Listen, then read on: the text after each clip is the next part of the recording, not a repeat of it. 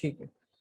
तो ionic bond को अगर हम देखें, फिलहाल आपके सिलेबस में यहाँ पर आयनिक बॉन्ड है, जो हम आगे कार्बन कंपाउंड की बात करेंगे। तो कार्बन कंपाउंड के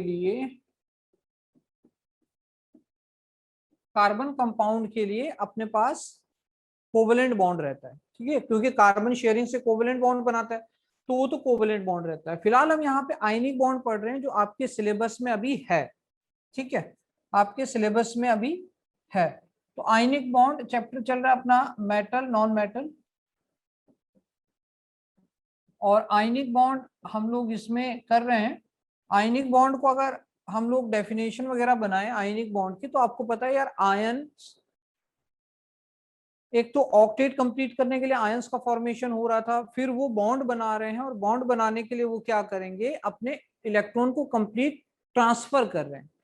कोवेलेंट में शेयरिंग होती है, आयनिक बॉन्ड में कंप्लीट ट्रांसफरेंस होता है इलेक्ट्रॉन्स का, ठीक है। तो बाकी डेफिनेशन वगैरह बुक में आपको ढेर सारी मिल जाएगी, ठीक है। मैं आपको मेन चीजें यहाँ बता देता हूँ।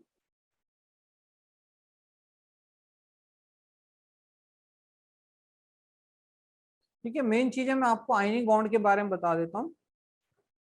नॉन मेटल की कैरेक्टरिस्टिक, अरे उसके उसके एक पेज में डिफरेंस है, मेटल और नॉन मेटल की कैरेक्टरिस्टिक में डिफरेंस है, वो मैं आपको भेज दूंगा, ठीक है। मेरे को मैसेज कर देना, मेरे को कोई याद दिलवा देना, वो पेज में आपको सेंड कर दूंगा। बस वो क्या करना, उसमें कंप्लीट डिफरेंस लिखे हुए हैं मेटल नॉन मेटल में, उसको आप लिख लेना, खत्म। पता तो आपको ऑलरेडी पता है ना। आयनिक बॉन्ड में देखो, इसके अंदर एक तो कंप्लीट ट्रांसफेरेंस ऑफ इलेक्ट्रॉन्स। पहली बात तो इलेक्ट्रॉन्स का कंप्लीट ट्रांसफर हो जाता है एक जगह से दूसरी जगह, कंप्लीट ट्रांसफरेंस हो जाएगा इलेक्ट्रॉन का, ठीक है भाई। दूसरा, इलेक्ट्रोपॉजिटिव यानी कि जो कैटायन होते हैं, plus electropositive plus electronegative elements के बीच में ये बनता है आयनिक बॉन्ड का फॉर्मेशन। कैसे होगा, कंप्लीट ट्रांसफरेंस ऑफ इलेक्ट्रॉन से होगा। कैसे बनेंगे, तो इलेक्ट्रोपॉजिटिव प्लस इलेक्ट्रोनेगेटिव एलिमेंट आपस में जुड़ते हैं, तो उससे ये बॉन्ड बनता है आयनिक बॉन्ड। अगर हम इलेक्ट्रोपॉजिटिव इलेक्ट्रोनेगेटिव की बात करें, इलेक्ट्रोपॉजिटिव इलेक्ट्रोनेगेटिव की बात हम करें, पहले साइड में मैं थोड़ा सा कोवेलेंट बॉन्ड के बारे में लिख देता हूं, ताकि आपको ज्यादा कंफ्यूजन ना हो। कोवेलेंट बॉन्ड कैसे बन रहा था, बाई शेयरिंग ऑफ इलेक्ट्रॉन। इसमें शेयरिंग हो रही थी इलेक्ट्रॉन्स की, इसमें इलेक्ट्रॉन्स की शेयरिंग हो रही थी, ठीक है। तो इसमें इलेक्ट्रॉन की शेयरिंग हो रही थी कोवेलेंट बॉन्ड में। यहाँ पर आयनिक बॉन्ड में कंप्लीट ट्रांसफरेंस हो रही है इलेक्ट्रॉन की, इलेक्ट्रोपॉजिटिव प्लस इलेक्ट्रोनेगेटिव, आपको दो दो एलिमेंट यहाँ पर कंबाइन करते हैं, इलेक्ट्रोपॉजिटिव इलेक्ट्रोनेगेटिव। अब इसमें बात की जाए इलेक्ट्रोपॉजिटिव इलेक्ट्रोनेगेटिव की, तो अपने पास ग्रुप वन के एलिमेंट होते हैं। ग्रुप वन के एलिमेंट कौन कौन से थे, ग्रुप वन के एलिमेंट कौन कौन से, lithium, sodium, potassium, rubidium, caesium, ये ग्रुप वन के एलिमेंट है। इन सब ग्रुप वन के एलिमेंट की जो इलेक्ट्रोवैलेंसी है,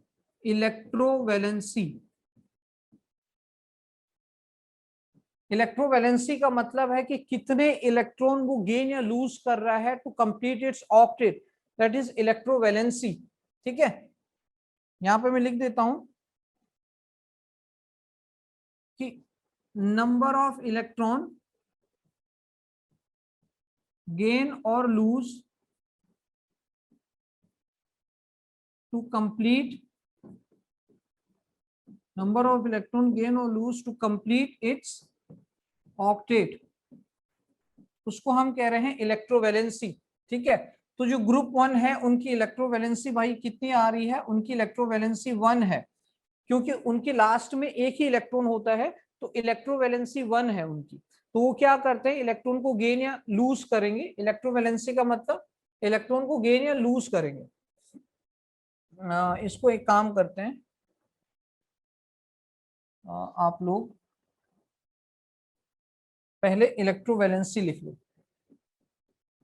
electrovalency, electrovalency means number of electron gain or lose, gain or lose to complete its octet। ठीक है भाई, complete its octet, मेरे ख्याल से क्लियर हो रहा होगा। complete its octet, इसको कहते हैं इलेक्ट्रोवैलेंसी। अगर हम बात करते हैं ग्रुप 1 की, ग्रुप 1 में कौन कौन से एलिमेंट हैं, तो lithium, sodium, potassium, rubidium, caesium, ये सारे के सारे इलेक्ट्रोपॉजिटिव है। और इनकी जो इलेक्ट्रोवैलेंसी, जो ईवी है, जो इलेक्ट्रोवैलेंसी है, वो कितनी है, 1 है, क्योंकि इनके लास्ट में एक ही इलेक्ट्रॉन है। जो ग्रुप नंबर 2 है, ग्रुप नंबर 2 में कौन से आते हैं, beryllium, magnesium, calcium, strontium, barium. मैंने आपको दिया भी था, लेक्चर भी दिया था एक, और पीरियोडिक टेबल याद करने का एक लेक्चर मैंने आपको दिया था, उसके अंदर आपने जरूर पढ़ा होगा, तो आपको याद हो गए होंगे ये सारे। इनकी इलेक्ट्रोवैलेंसी 2 होती है, क्योंकि भाई इनके लास्ट में 2 इलेक्ट्रॉन है, अपने 2 इलेक्ट्रॉन लूज कर लेंगे। ग्रुप नंबर 13 की अगर हम बात करते हैं, तो इसमें मुझे एल्यूमिनियम दिखाई देता है, और एल्यूमिनियम की जो इलेक्ट्रोवैलेंसी है वो 3 है। इसका मतलब क्या है कि ये अपने इलेक्ट्रॉन्स को क्या करेंगे, ये इलेक्ट्रॉन्स को लूज करेंगे, इलेक्ट्रॉन्स को लूज करेंगे एंड फॉर्म्स क्या बना देंगे भाई, इलेक्ट्रॉन को लूज करेंगे एंड फॉर्म्स कैटायन। कैटायन, या जिसको हम इलेक्ट्रोपॉजिटिव कह रहे हैं। तो इलेक्ट्रोपॉजिटिव इलेक्ट्रोनेगेटिव जुड़ते हैं। इलेक्ट्रोवैलेंसी हमने यहां पढ़ा, ग्रुप 1, ग्रुप 2, ग्रुप 3, इलेक्ट्रोवैलेंसी 1, 2, 3, ये इलेक्ट्रॉन्स को लूज करते हैं, और लूज करके ये कैटायन बनाते हैं। कैटायन के ऊपर चार्ज आता है पॉजिटिव। ठीक है, क्लियर। दूसरी अगर बात की जाए कि ग्रुप नंबर, अब क्योंकि ये तो सारे क्या है, इलेक्ट्रोपॉजिटिव है, ये तो सब इलेक्ट्रोपॉजिटिव हो गए, कैटायन बन गया, कैटायन और इलेक्ट्रोपॉजिटिव आयन, कैटायन और इलेक्ट्रोपॉजिटिव आयन ये बन जाते हैं कंप्लीट, कैटायन या इलेक्ट्रोपॉजिटिव आयन ये कंप्लीट बन जाते हैं। ठीक, इलेक्ट्रोपॉजिटिव कंप्लीट ये बन जाते हैं। अगर हम सेकंड में देखें, तो सेकंड में हम देखते हैं कि इसके अंदर ग्रुप नंबर 13 के बाद बोरोन, 13 बोरोन है, 14 कार्बन है। ठीक है, कार्बन पूरा का पूरा शेयरिंग करता है, उसको छोड़ देंगे, तो boron, carbon, nitrogen. Group number 15 से अगर हम स्टार्ट करें, तो नाइट्रोजन, फॉस्फोरस, आर्सेनिक, एंटीमनी। ठीक है, और इनकी इलेक्ट्रोवैलेंसी कितनी आ जाएगी, इनकी इलेक्ट्रोवैलेंसी आ जाएगी 3। Group number 16, oxygen, sulphur, selenium, tellurium, इनकी इलेक्ट्रोवैलेंसी आ जाएगी 4। ठीक है, group number 17, fluorine, chlorine, bromine, iodine, इनकी इलेक्ट्रोवैलेंसी आ जाएगी, अच्छा सॉरी, इसमें यह आ जाएगा 2 और ये आ जाएगा 1। अब ये क्या करते हैं, ये इलेक्ट्रॉन्स को ये इलेक्ट्रॉन्स को गेन करते हैं, ये इलेक्ट्रॉन्स को क्या करते हैं, गेन करते हैं। इलेक्ट्रॉन्स को गेन करके ये क्या बनाते हैं, एनायन बनाते हैं। एनायन का मतलब नेगेटिव चार्ज, और हम कह सकते हैं कि ये इलेक्ट्रो नेगेटिव आयन भी बनाते हैं। ठीक, तो हमने देखा कि यार जो ग्रुप 1, ग्रुप 2, ग्रुप 3, इनमें सब इलेक्ट्रोपॉजिटिव रखे हुए हैं, मतलब ये कंबाइन करेंगे, इनमें से कोई भी कंबाइन कर सकता है। किसके साथ, ग्रुप 15, 16, 17, जिनकी इलेक्ट्रोवैलेंसी 3, 2, 1 है, उनके साथ। और ये इलेक्ट्रोवैलेंसी कैसे है कि ये इलेक्ट्रॉन को गेन करते हैं।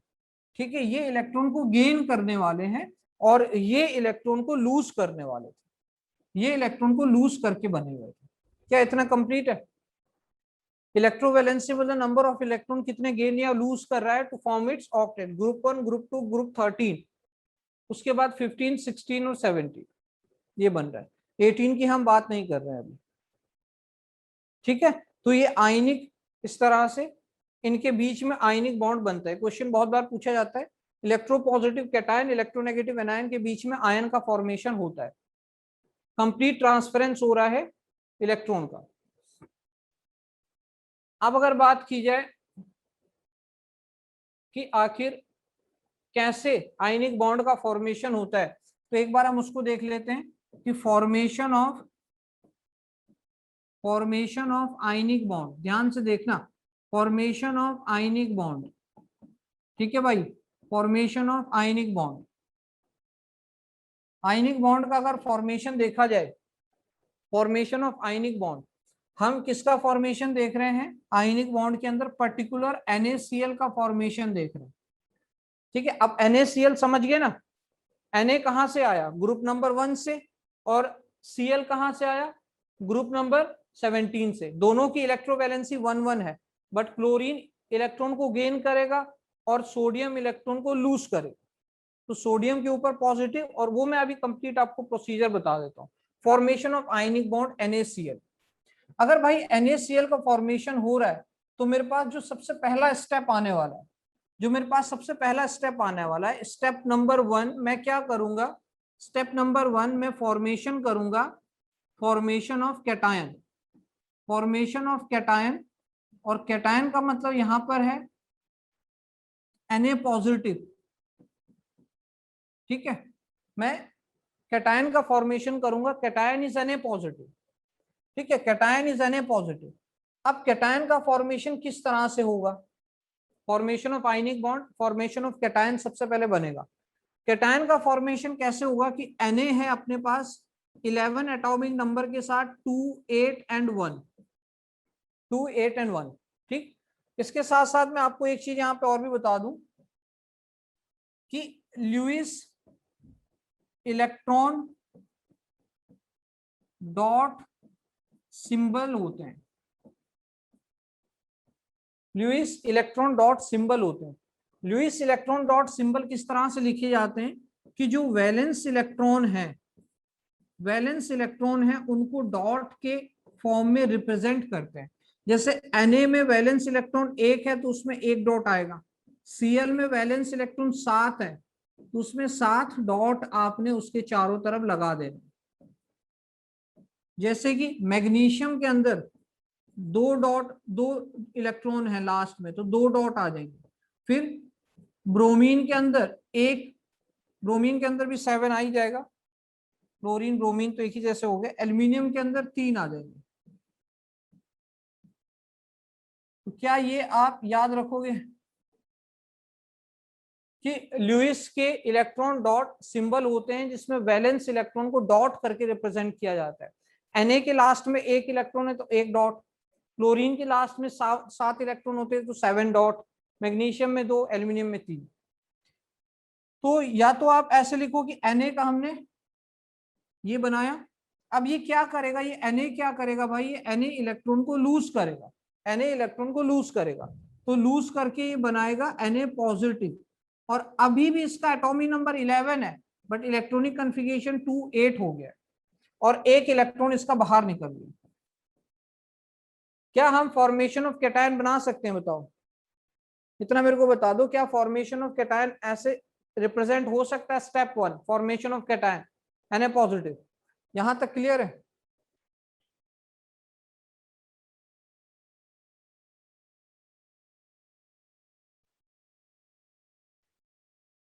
अरे जल्दी बताओ यार, यहां तक क्लियर है कि नहीं। Na पॉजिटिव सबसे पहले कैटायन का फॉर्मेशन किया, formation of cation Na positive इस तरह से बना दिया। बताओ क्लियर है नहीं।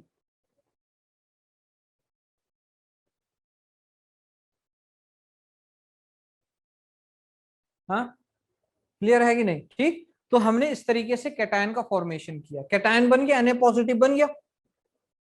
Na पॉजिटिव वैसे भी हम यहां से देख सकते हैं कि Na के लास्ट में उसकी इलेक्ट्रोवैलेंसी 1 है। इलेक्ट्रोवैलेंसी 1 होने का मतलब या तो वो गेन करे या लूज करे। बट अपने को पता है कि ये जो ग्रुप 1 ग्रुप 2 ग्रुप 13 होते हैं ये हमेशा लूज करते हैं क्योंकि ये सारे मेटल्स हैं, तो ये इलेक्ट्रॉन को लूज करेगा, तो इसने इलेक्ट्रॉन को लूज किया, Na पॉजिटिव बना दिया। दूसरा स्टेप 3 स्टेप है, और 3 स्टेप के बाद आप कंप्लीट इसको कहीं पर भी सॉल्व कर सकते हैं। Formation of anion, formation of anion. Anion का मतलब यहां पर क्या है भाई, Cl नेगेटिव है, क्योंकि हम क्या बना रहे हैं, NaCl का फॉर्मेशन देख रहे हैं। अब मेरे को ये बताओ, ये स्टेप आसानी से लिखा जा सकता है। क्लोरीन का एटॉमिक नंबर है 17, इलेक्ट्रॉनिक कॉन्फ़िगरेशन 287, कितने इलेक्ट्रॉन है लास्ट में, 7।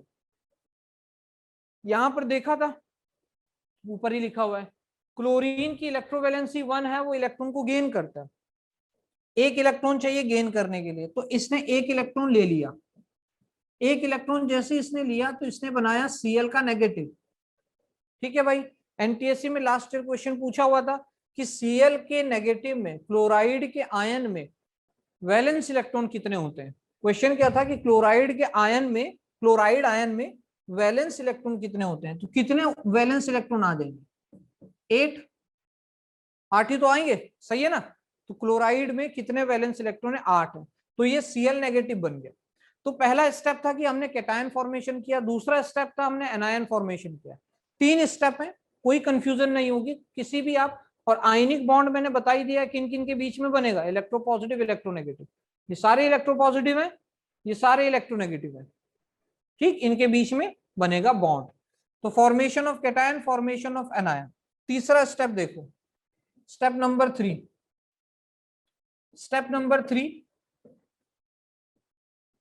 Formation of lattice, crystal lattice.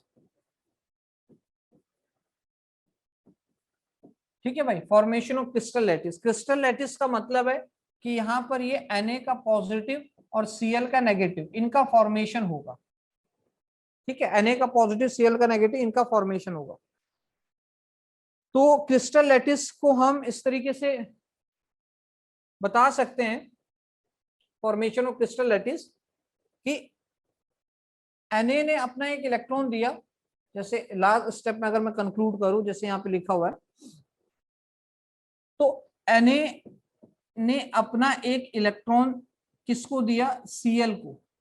Cl के पास कितने थे, 1 2 3 4 5 6 7, इसने अपना इलेक्ट्रॉन इसको दे दिया।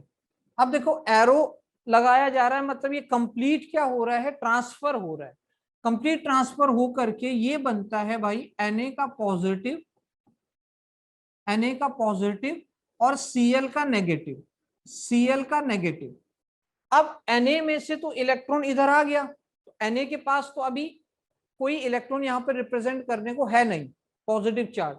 Cl के पास 7 थे, एक और आ गया, 8 इलेक्ट्रॉन हो गए। तो 1 2 3 4 5 6 7 8 और एक negative charge. This is crystal lattice. इसी को भाई लैटिस कहा जाता है, ठीक। अब इस लैटिस को हम इस तरीके से रिप्रेजेंट करते हैं। ध्यान रखना कि Na और Cl के बीच में बॉन्ड कैसे दिखाएंगे, डॉट बनाकर, because ionic bond is not a bond, it's a force of attraction between cation and anion. तो कैटायन एनायन में फोर्स ऑफ अट्रैक्शन है, कोई बॉन्ड नहीं है ये।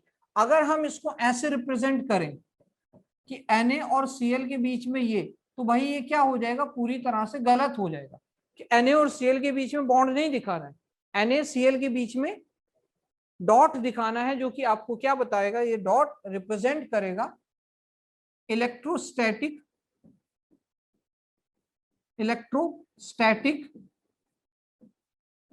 Force of attraction.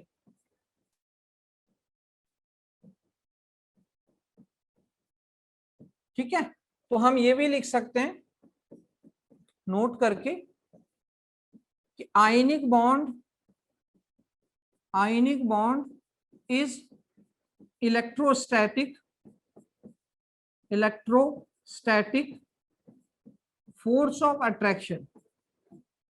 Electrostatic force of attraction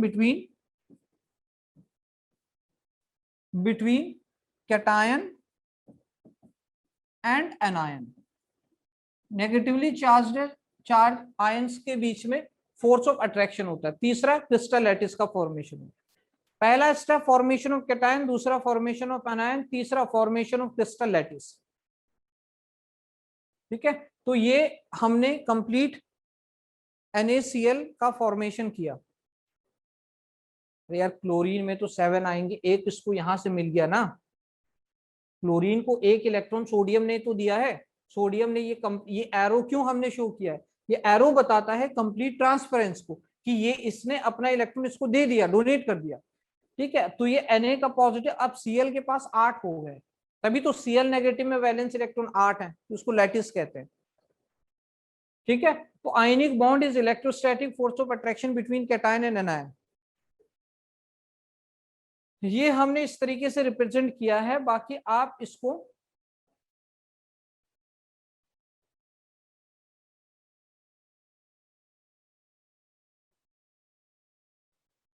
ऐसे बना सकते हैं।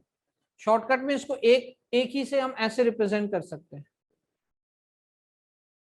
क्रिस्टल लैटिस कैसे बना? Na पॉजिटिव Cl नेगेटिव, इस तरीके से ये बन गया।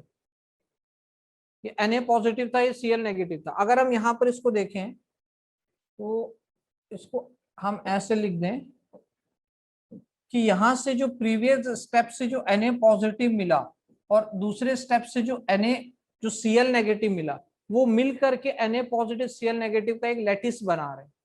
इस सारी प्रोसेस को हम अगर शॉर्टकट में लिखें, क्योंकि बार बार तीनों स्टेप को लिखना पॉसिबल नहीं है, बार बार हम तीनों स्टेप को नहीं लिखेंगे, तो हमें क्या करना है, एक शॉर्टकट बना देना है।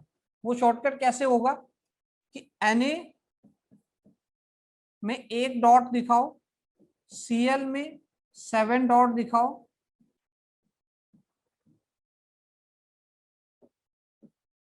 ठीक है, और इसका एक कंप्लीट ट्रांसफर करो इलेक्ट्रॉन का, और उसके बाद Na का पॉजिटिव और Cl का नेगेटिव।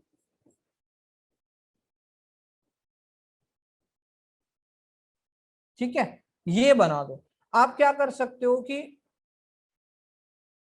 इसके अंदर NaCl का, या फिर आप इसको ऐसे दिखा दो कि Na का पॉजिटिव और Cl का नेगेटिव, बीच में फोर्स ऑफ अट्रैक्शन इस तरीके से। मेरे ख्याल से आप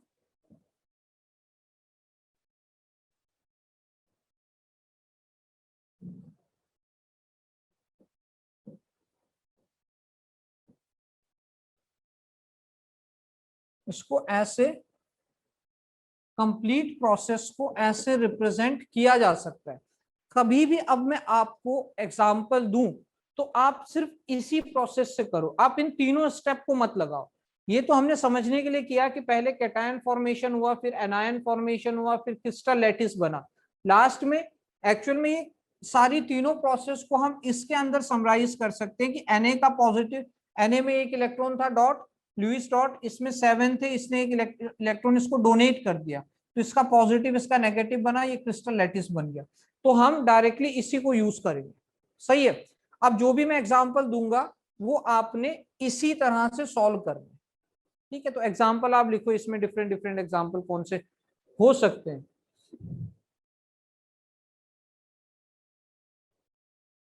ठीक, इसके बाद में जरा आपको ये भी लिखवा दूं कि ये जो फॉर्मेशन ऑफ कैटायन है, फॉर्मेशन ऑफ कैटायन जो है, फॉर्मेशन ऑफ कैटायन अपने पास एक एंडोथर्मिक प्रोसेस होती है। एंडोथर्मिक प्रोसेस, एंडोथर्मिक प्रोसेस होती है भाई। ये अपने पास एक एक्सोथर्मिक प्रोसेस होती है, एक्सोथर्मिक प्रोसेस होती है। ठीक है, सेकंड वाली। और थर्ड वाली अपने पास ये भी एक एक्सोथर्मिक प्रोसेस होती है, इसमें भी एनर्जी निकलती है, एक्सोथर्मिक प्रोसेस। ठीक, ये भी कंपटीशन में अच्छे क्वेश्चन इससे बन सकते हैं। नेक्स्ट आप कुछ एग्जांपल लिखें, examples of ionic bond, examples of ionic bond, और ये आपने खुद प्रैक्टिस करना है। है ना। इसका मैं यहाँ पे लिख देता हूं कि practice the formation, practice the formation of same. इनका आपने फॉर्मेशन करके दिखाना है। ये जो बॉक्स बना हुआ है इस तरह से, किस किस का, इसमें AlCl3 है, एल्यूमिनियम क्लोराइड है, इसमें सोडियम सल्फाइड Na2S है, इसमें MgCl2,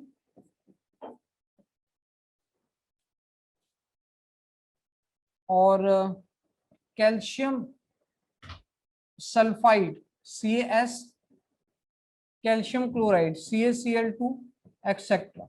इस तरह से कुछ ये एग्जाम्पल हैं जो इंपॉर्टेंट मुझे मिले।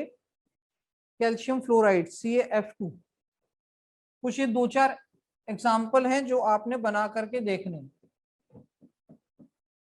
ठीक है। और CaO, इन एग्जाम्पल्स की आपने प्रैक्टिस करनी है, किस तरह से बना करके, इस तरह से, ठीक है। तो ये आपको आना ही आना चाहिए, practice the formation of same example of सब आयनिक बॉन्ड। ये बताओ क्या यहां तक क्लियर है? हाँ भाई, एक का बना करके और दिखा दे, बताओ जल्दी बताओ, एक का बना करके और दिखा दे। चलो आप कह रहे हो, इतनी जिद कर रहे हो तो बना देते हैं। इसमें से जो मल्टीपल वाला है कोई वो बना देते हैं। सोडियम ऑक्साइड तो नहीं लिखा हमने यहाँ पे, कोई बात नहीं, हम Na2S बना लेते हैं। क्या कहते हो, Na2S बना ले, Na2S बना लेते हैं सिंपल। पहले Na का पॉजिटिव, Na का एक इलेक्ट्रॉन था, Na दो होने चाहिए, ठीक है भाई। सोडियम कितने होने चाहिए, दो होने चाहिए। तो ये लिखा कि Na का ये एक और Na का ये दो, ठीक। ये दो Na मुझे दिखाई दे रहे हैं अपने अपने एक एक इलेक्ट्रॉन के साथ है। और प्लस मुझे यहाँ पर एक सल्फर दिखाई दे रहा है। सल्फर का एटॉमिक नंबर होता है 16, और सल्फर के लास्ट में अगर मैं यहाँ पे लिखूं 281, ठीक है। सल्फर के लास्ट में 286, 16 एटॉमिक नंबर है तो 6 इलेक्ट्रॉन लास्ट में। 6 का मतलब 1 2 3 4 5 6। क्या हुआ, क्या हुआ भाई इसमें कि Na ने अपना एक इलेक्ट्रॉन इसको दिया और दूसरा Na ने भी अपना एक इलेक्ट्रॉन इसको दिया, ठीक। और इसके बाद ये बन गया Na का पॉजिटिव, कितने, दो। ये दो बने Na के पॉजिटिव, दो बने Na के पॉजिटिव, और एक बना सल्फर का नेगेटिव। और उसमें कितने इलेक्ट्रॉन आए, 8 इलेक्ट्रॉन आए,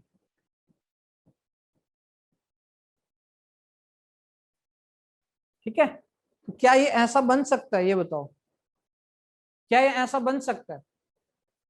और इसको हम लोग Na2S, इसको ऐसे लिख सकते हैं कि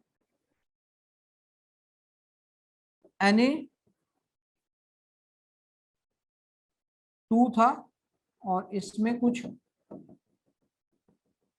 सल्फर बना इस तरीके से। इसको एक बार देखना पड़ेगा, है ना। जनरली हम ऐसे इसको रिप्रेजेंट कर सकते हैं, ना भी करें तो ऐसे तो ये बिल्कुल सही रहेगा, ठीक है। तो Na2S का फॉर्मेशन हम लोग यहाँ पे बना करके दिखा सकते हैं इस तरीके से, ठीक है। ये कर लोगे, बन जाएगा ना, बाकियों का आराम से बन जाएगा, इसी मेथड से करना है। ये जो बॉक्स बनाया हुआ है, ये जो मेथड किए हुए हैं, सबका हो जाएगा ना। ये काम तुम्हारा है, ये सब करना है तुमने कंप्लीट,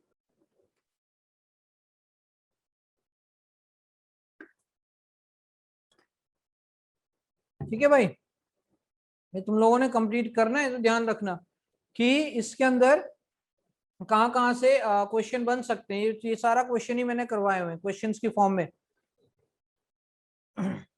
अगली बात आती है, ठीक है, ये सब बना लोगे ना।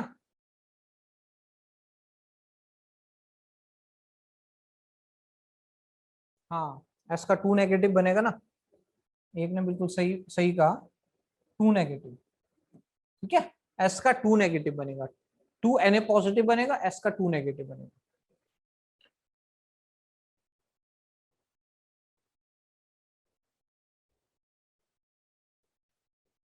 सही है भाई, इतना अपनी समझ में आता है। अब इसके अंदर अगर हम देखें, तो अगला जो अपना टॉपिक बनता है that is properties of ionic compounds. Ionic compounds की क्या कुछ प्रॉपर्टीज निकल के आएंगी। तो हम क्या करते हैं कि आयनिक कंपाउंड यहां पे लिख देते हैं, आयनिक कंपाउंड, आयनिक कंपाउंड, और इसके अंदर, आयनिक कंपाउंड के अंदर ये कौन कौन सी प्रॉपर्टी शो कर रहे हैं। तो आयनिक कंपाउंड आयन से मिलके बना हुआ है, पहली बात तो ये है। अगर मैं इसको वाटर में डिसॉल्व करता हूं, अगर मैं आयनिक कंपाउंड को NaCl को MgCl2 को वाटर में डिसॉल्व करता हूं, क्या ये आयंस में ब्रेक डाउन हो जाएगा? क्या आयनिक कंपाउंड आयंस में ब्रेक डाउन हो जाएगा, बताओ।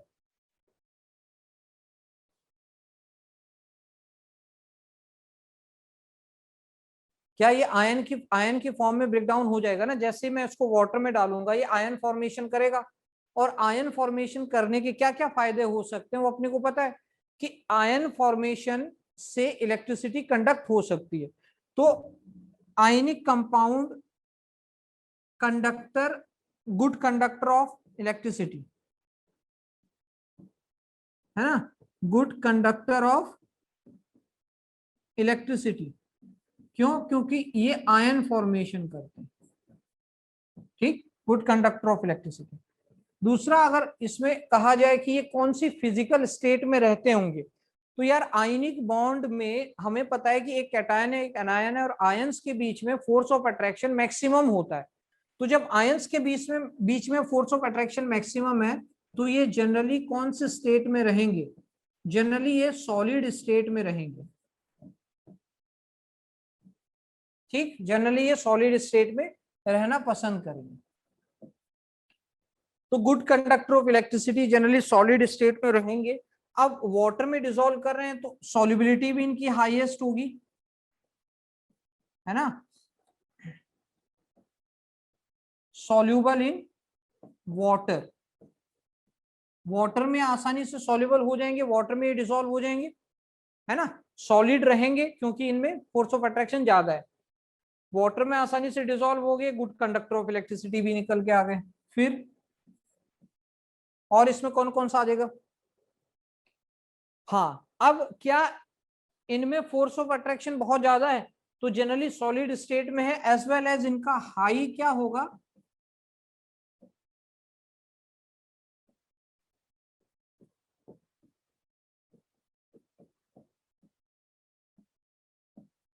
इनका हाई क्या होगा, melting and boiling point, high MP and BP।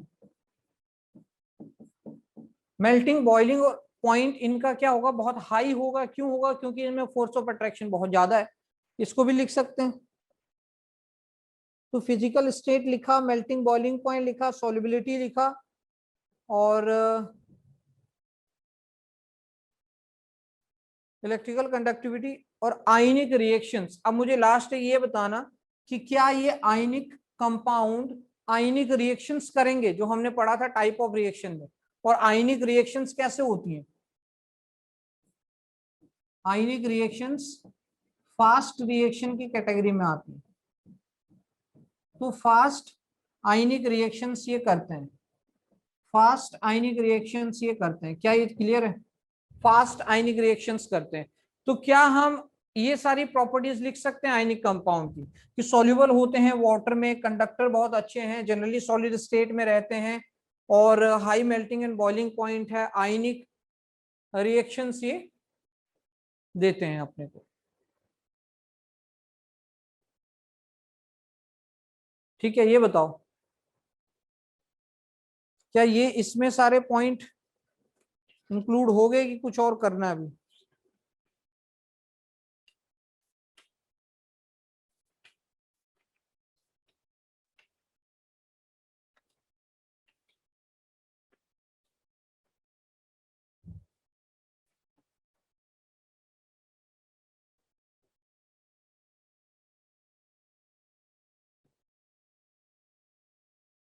एक और है कि इसमें इनका ब्रिटल नेचर होता है, ब्रिटल नेचर होता है, ठीक है।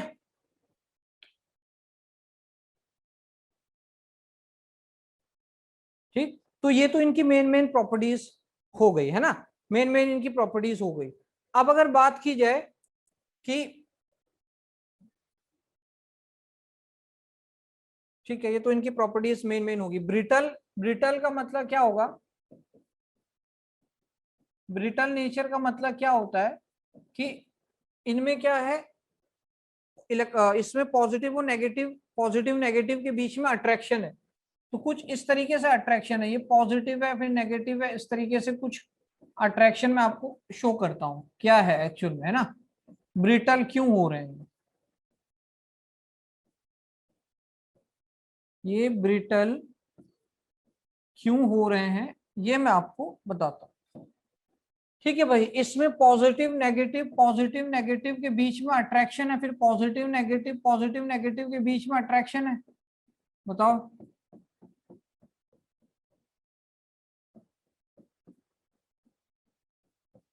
क्या ये सही है? Positive negative positive negative positive negative positive negative, इनके बीच में क्या हो रहा है, अपोजिट चार्जेस के बीच में अट्रैक्शन हो रहा है। अब हमने क्या किया कि यहाँ पर हमने ब्रिटल का मतलब हमने यहाँ पे एक्सेप्ट जो लिखा हुआ है कि हमने आ, क्या किया, एक्सटर्नल फोर्स अप्लाई किया। ठीक है, एक्सटर्नल फोर्स अप्लाई किया। फोर्स जब हमने इनके ऊपर लगाया, जब हमने इनके ऊपर एक्सटर्नल फोर्स लगाया तो क्या हुआ भाई, एक्सटर्नल फोर्स लगाने से, एक्सटर्नल फोर्स लगाने से क्या हुआ,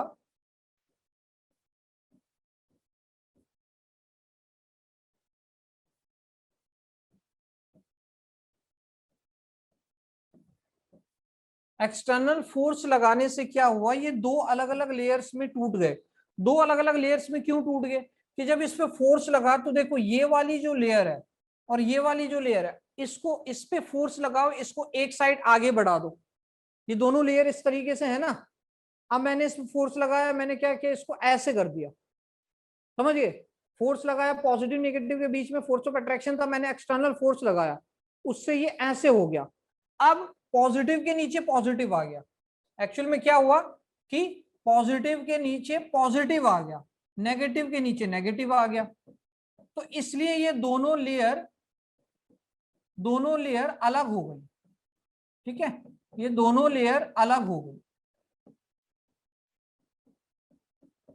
ठीक, तो लेयर का सेपरेशन हो गया क्योंकि इसमें चार्जेस क्या आ गए, चार्जेस इसमें क्या आ गए भाई, चार्जेस आ गए सेम।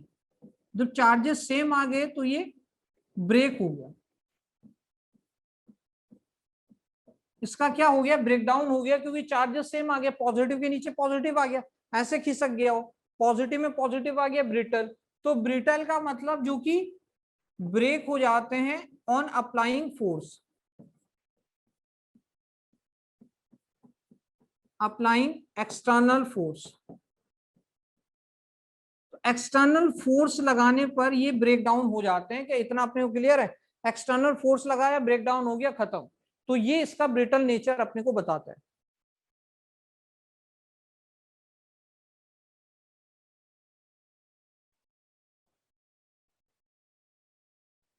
सही है, क्या अपने को ब्रिटल नेचर समझ में आ गया?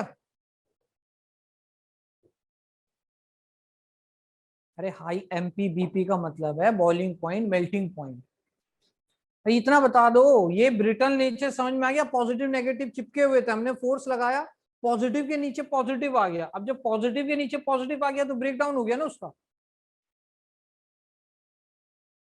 अरे जल्दी बताओ, इतना क्लियर है कि नहीं? तुम्हें टाइम बड़ा लगाते हो रिस्पॉन्स करने में। ठीक है भाई, सारे क्वेश्चन बन जाएंगे ना बुकलेट के आराम से, इसके बाहर बेटा कोई क्वेश्चन नहीं आएगा, सब सब इसके अंदर बन जाएगा आपसे।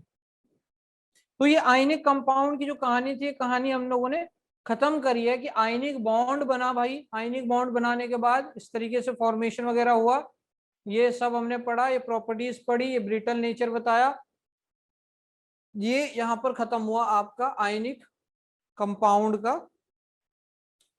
सारा मामला यहां पर खत्म हो गया।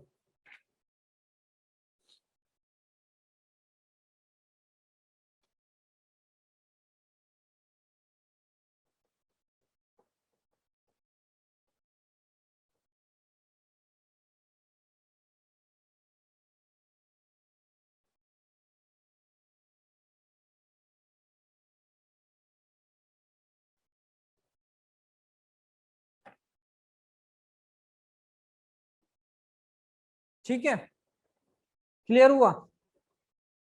अब देखो इसके अंदर और क्या हुआ कि अब जैसे हमने मेटलर्जी स्टार्ट करी,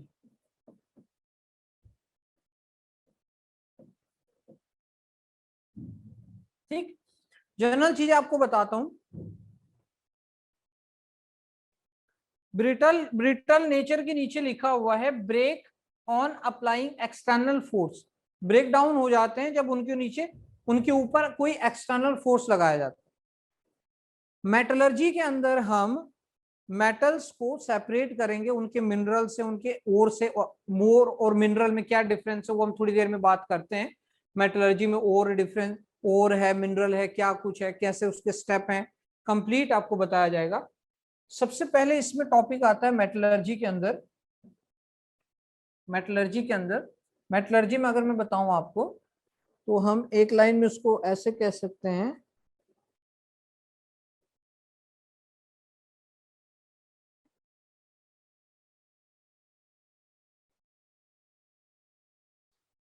मेटलर्जी में,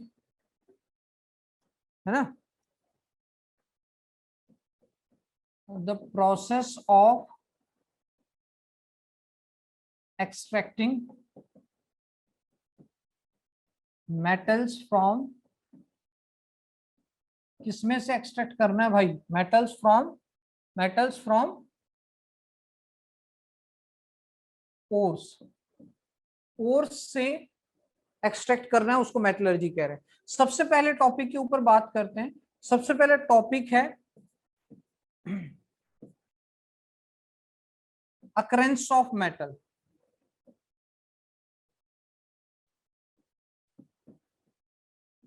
अकरेंस ऑफ मेटल, कि मेटल नेचर में कितने कितने टाइप में मिल रहा है। अकरेंस ऑफ मेटल, कि मेटल नेचर में किस किस टाइप में अपने को मिल रहा है।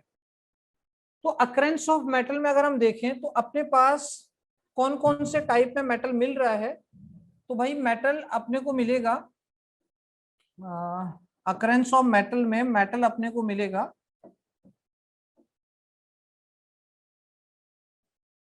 एक तो अपने को मेटल मिलेगा कंबाइंड स्टेट में, कंबाइंड स्टेट में मिलेगा, एक अपने को मिलेगा फ्री स्टेट में, फ्री स्टेट में। ठीक है, तो एक अपने को मेटल मिलेगा कंबाइंड स्टेट में, फ्री स्टेट में। कंबाइंड स्टेट में कौन से मेटल मिलेंगे, जो हाईली रिएक्टिव होंगे, जो एक्टिविटी सीरीज में ऊपर रखे हुए हैं, जो हाईली रिएक्टिव मेटल है, वो अपने को मिलेंगे कंबाइंड स्टेट में। ठीक है, कि एयर के साथ हम रिएक्ट कर जा रहे हैं, वो मिनरल एयर के साथ रिएक्शन कर रहे हैं, सल्फर के साथ कर रहे हैं, और नाइट्रोजन के साथ कर रहे हैं, कार्बन के साथ कर रहे हैं, उन सबके साथ रिएक्शन करके उनके साथ जुड़े हुए हैं, तो कंबाइंड स्टेट में। और फ्री स्टेट में कौन से हैं, जो लेस रिएक्टिव मेटल्स हैं। तो इसमें कंबाइंड स्टेट में कौन से होंगे, जो हाई रिएक्टिव, जो हाईली रिएक्टिव मेटल्स होंगे भाई, हाईली रिएक्टिव मेटल्स होंगे, हाईली रिएक्टिव मेटल्स होंगे। और फ्री स्टेट में जो कि लो रिएक्टिव मेटल्स होंगे, लो रिएक्टिव मेटल्स होंगे, लो रिएक्टिव मेटल्स होंगे। सही है भाई, लो रिएक्टिव मेटल्स अपने को फ्री स्टेट में मिल जाएंगे, हाईली रिएक्टिव मेटल्स अपने को कंबाइंड स्टेट में मिल जाएंगे। फ्री स्टेट में अपने को, जैसे कि फ्री स्टेट को हम नेटिव स्टेट भी कह रहे हैं, फ्री स्टेट और नेटिव स्टेट। ध्यान रखना बेटा, मेटलर्जी बहुत सारे बच्चे छोड़ भी देते हैं, क्योंकि मेटलर्जी बहुत आसान है, उसमें तो क्वेश्चन आएगा ही आएगा। अब मेटलर्जी को बहुत सारे छोड़ देते हैं, उनको तरीका नहीं पता लगता कि मेटलर्जी को कैसे पढ़ा जाए। ठीक है, और एनसीईआरटी में 1-1.5 पेज में मेटलर्जी की समरी बनाई हुई है। उस समरी को समझने के लिए इसको नोट्स को अच्छे से आप जो जो बताया जा रहा है उसको जा करके अच्छे से रिवाइज कर लो, अच्छे से पढ़ लो, आपका मेटलर्जी बिल्कुल क्लियर हो जाएगा। ठीक है, अगर आप इधर उधर के उसमें रहोगे, कभी इस बुक से पढ़ रहे हो कभी उससे पढ़ रहे हो, तो फिर मेटलर्जी अटक जाता है, फिर इसमें मेटलर्जी होगा ही नहीं। तो मेटलर्जी तभी होगा, पहले आप नोट्स में से अच्छे से उसको देख लो, समझ लो क्या सीक्वेंस हो रहा है, कौन कौन से स्टेप हो रहे हैं, और फिर जाके उसमें क्वेश्चंस बनाओ। कंबाइंड स्टेट में हाईली रिएक्टिव मेटल्स हैं, फ्री स्टेट या नेटिव स्टेट में लो रिएक्टिव मेटल्स हैं। और इसमें कुछ अच्छे पॉइंट अगर बन सके तो बता ही दिया कि नेटिव स्टेट का मतलब जो कि कोई टेंडेंसी नहीं रखते रिएक्ट करने की। Gold, silver, copper, platinum are some of the metals, है ना। इसमें कौन कौन से आ सकते हैं, इसमें आ सकते हैं भाई, इसमें आ सकते हैं गोल्ड, इसमें आ सकता है सिल्वर, इसमें आ सकता है प्लेटिनियम, इसमें आ सकता है copper. Gold, silver, platinum, copper, ये लिखा हुआ है। और कंबाइंड स्टेट में तो अपने को पता ही है कि बहुत सारे एलिमेंट हैं, सोडियम, पोटेशियम, कैल्शियम, आयरन, ये सब कंबाइंड स्टेट में अपने को मिलेंगे। तो कंबाइंड स्टेट में हो गया सोडियम, हो गया पोटेशियम, हो गया और कैल्शियम हो गया, मैग्नीशियम हो गया। ठीक, ये सब अपने को कंबाइंड स्टेट में मिलेंगे। ठीक, अगर हम यहाँ पे नोट करके लिखें तो copper is present in both states. Copper दोनों स्टेट्स में मिलेगा, कंबाइंड भी और फ्री भी।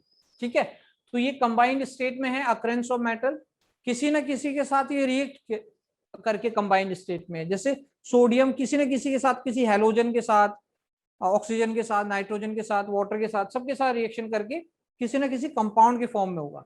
और फ्री स्टेट या नेटिव स्टेट में जो बहुत कम रिएक्टिव है, like gold, silver, platinum, copper, ये अपने को नेटिव स्टेट में, फ्री स्टेट में मिलेंगे। ठीक है, ये तो है अकरेंस ऑफ मेटल। दूसरा मैं आपको इसमें टॉपिक बता देता हूँ, कुछ बेसिक बेसिक्स आज मैं तैयार करता हूँ यहाँ पे। रिलेटिव अबेंडेंस से भाई क्वेश्चन बनते हैं। Relative abundance of metal, relative abundance of, relative abundance of, relative abundance of elements.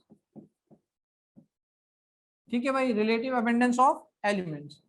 अगर इसकी बात की जाए, रिलेटिव अबेंडेंस ऑफ एलिमेंट्स की बात की जाए, तो एलिमेंट जो अर्थ क्रस्ट में occurrence on earth crust,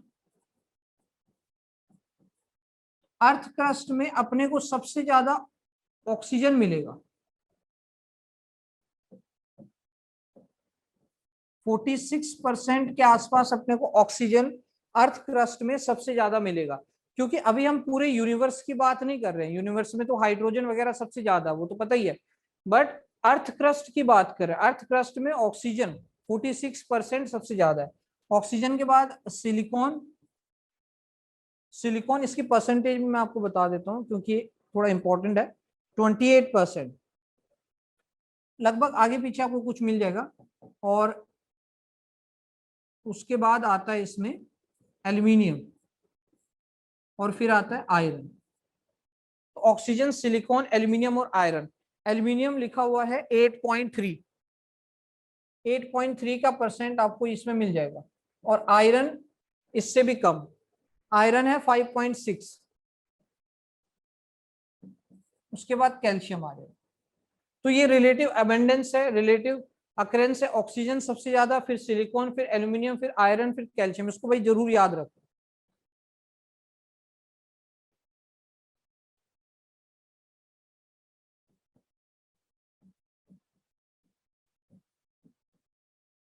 percentage पूछेगा, पहले दो तीनों की परसेंटेज पूछ लेगा, बाद में तो परसेंटेज भी नहीं पूछता। तो अब ये देखो कि रिलेटिव अबेंडेंस, तो इसमें जो ऑक्सीजन है, जो ऑक्सीजन है, अब क्वेश्चन फ्रेम करने का तरीका अलग अलग हो सकता है। अगर उसने पूछा कि most abundant element on earth crust, तो ऑक्सीजन आएगा। Most abundant element on earth crust, oxygen आएगा। Most abundant metal on earth crust, aluminium. Most abundant metalloid silicon. Question अलग अलग तरीके से फॉर्म हो सकते हैं, इसी में लिख रहा हूं कि ये तो नॉन मेटल आ गया, अरे ऑक्सीजन तो नॉन मेटल हो गया, और ये आ गया मेटलॉइड, और ये आ गया मेटल। ये बताओ क्या कुछ क्लियरिटी इसमें बनी? ये बेटा कहां पर है? ये अर्थ क्रस्ट में, ये अर्थ क्रस्ट में, अर्थ क्रस्ट की बात हम कर रहे हैं।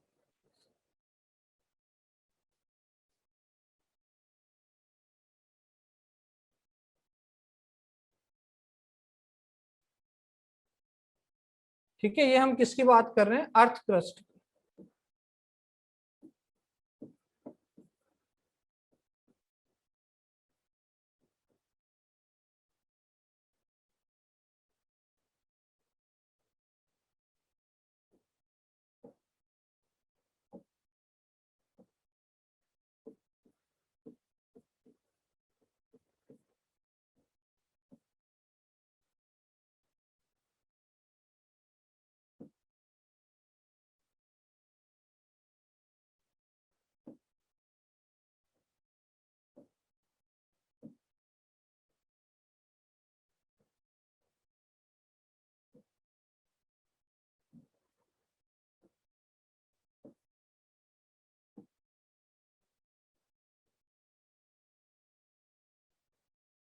ठीक है, तो हम अर्थ क्रस्ट की बात कर रहे हैं भाई, जिस भी फॉर्मेट में क्वेश्चन आएगा आप उसको बना लेना।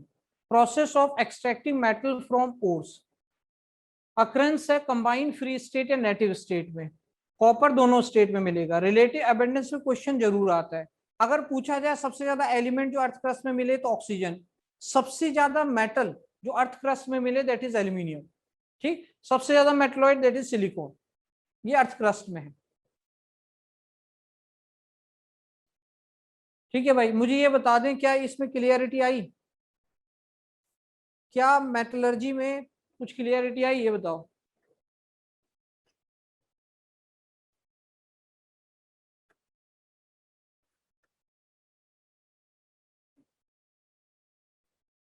क्या मेटलर्जी में कुछ क्लियरिटी आई? मेटलर्जी बेटा जो जो नोट्स में पढ़ा हूं ध्यान से उसको पढ़ो और इसी को लिखो कॉपी के अंदर। ठीक है, बहुत बढ़िया तरीके से ये समझ में आएगा। क्यों?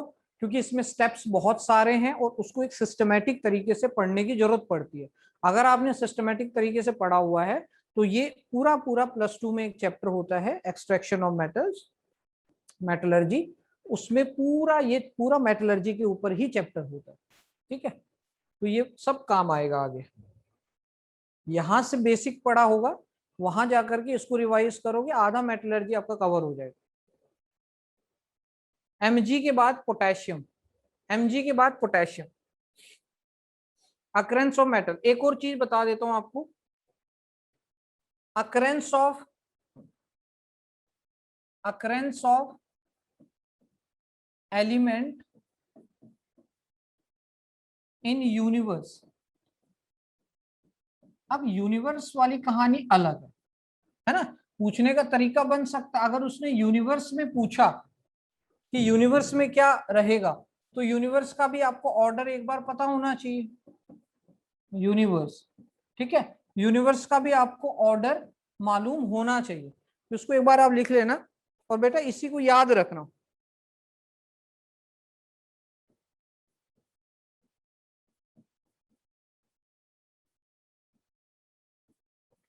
यूनिवर्स में देख रहे हो कि हाइड्रोजन सबसे ज्यादा है, H2 सबसे ज्यादा है, hydrogen, helium, oxygen, carbon, neon और आयरन।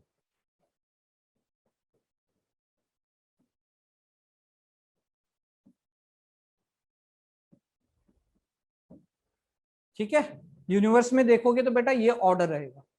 ठीक है, H2 सबसे ज्यादा रहेगा और हीलियम गैस उसके बाद रहेगी। हीलियम नोबल गैस यूनिवर्स में सबसे ज्यादा मिलती है।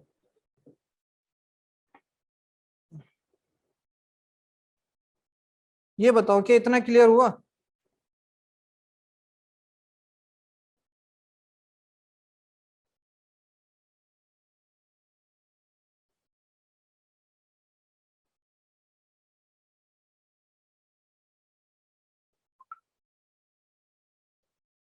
क्या ये क्लियर हुआ?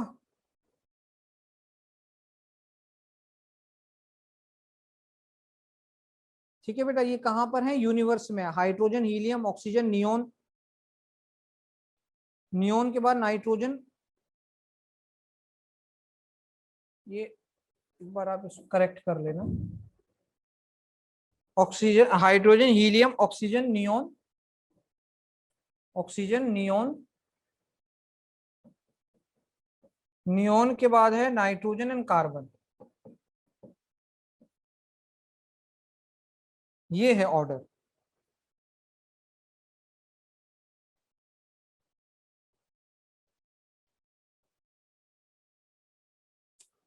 किसी किसी में ना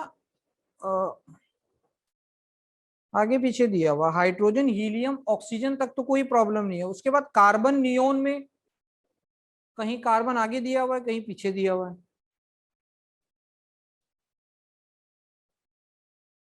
ऑक्सीजन, हाइड्रोजन,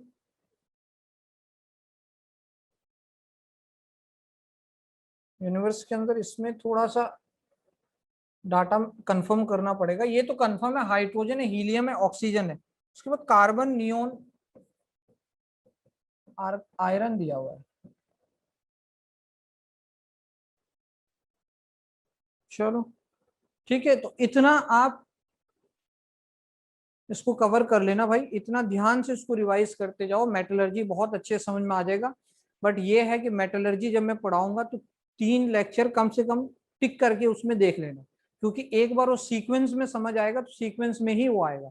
बीच में अगर वो स्किप हो गया मेटलर्जी का तो वो फिर उड़ जाएगा। मेटलर्जी में ज्यादा 3 दिन लगेंगे, तो उसको ध्यान से जो है आपने तीनों लेक्चर को अच्छे से स्टडी कर लेना है। ठीक है, चलो फिर किसी को कोई प्रॉब्लम हो तो मुझे व्हाट्सएप कर ले, किसी किसी तरह का डाउट हो बाकी नोट्स में भेज देता हूँ। ठीक है भाई, किसी को कोई भी डाउट हो तो मुझे भेज सकते हो। क्वेश्चन बनाते रहें बुकलेट के। अब मैं बुकलेट के क्वेश्चन डालने स्टार्ट करूंगा आज से। ठीक है, फिर हम बुकलेट डिस्कस करेंगे।